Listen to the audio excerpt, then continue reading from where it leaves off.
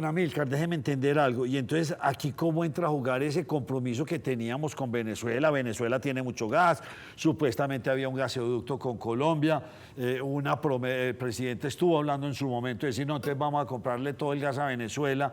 Explíquenos, entonces, porque estamos trayendo gas de Estados Unidos y Venezuela tiene mucho gas, entonces, ¿qué está pasando ahí? Bueno, realmente ahí perdimos un tiempo precioso. En lugar de mirar otras alternativas, este gobierno duró prácticamente 2 años apostándole a la importación de gas natural desde Venezuela.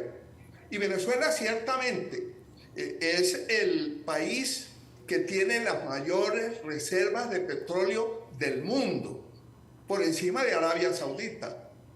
Pero ¿qué ha venido sucediendo en Venezuela? Que precisamente por la política que ha implementado el chavismo, han dado al traste con la industria de los hidrocarburos en Venezuela. PDVSA está quebrada. ¿Y qué sucede? Ellos efectivamente tienen gas en el oriente de Venezuela, pero para modo de que ese gas que está en el oriente, en Venezuela, pueda transportarse hasta la frontera en donde está el gasoducto que se construyó en la administración Uribe, el llamado gasoducto Antonio Ricaurte, que une a Colombia con Venezuela, no existe la infraestructura para transportar ese gas, para empalmarlo con el Antonio Ricaurte.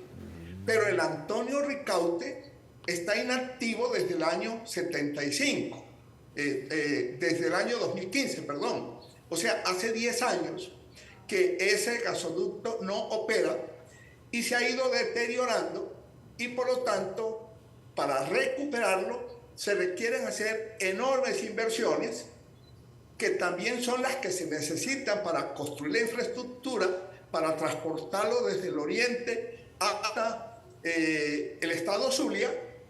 Y PDVSA no tiene caja, porque la mayor parte de la producción de petróleo, que ha venido bajando desde más de 4 millones de barriles al día que producía PDVSA, ahora está alrededor de 800.000 barriles.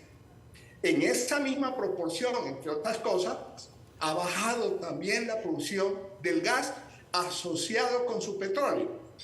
Y entonces Venezuela, como está sometida a las sanciones que le estableció Estados Unidos, le ha tocado virar hacia China para buscar financiación.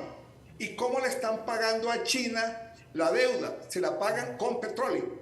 De manera que el petróleo que se extrae en Venezuela ya está comprometido para saldar la deuda que se tiene con China, y por lo tanto PDVSA no tiene caja, no tiene solvencia, no tiene liquidez para emprender esos proyectos. Después de casi año y medio, el actual ministro, de estar diciendo que ya íbamos a tener aquí la molécula del gas desde Venezuela, en un comparecimiento de él ante el Congreso de la República, tuvo que reconocer que esa posibilidad, que ese proyecto no era viable, ni económica, ni técnicamente. En otras palabras, dice usted y reconoce sobre el final el actual ministro, que se trabajó 2 años con una expectativa de un imposible pensando en Venezuela. Tal cual.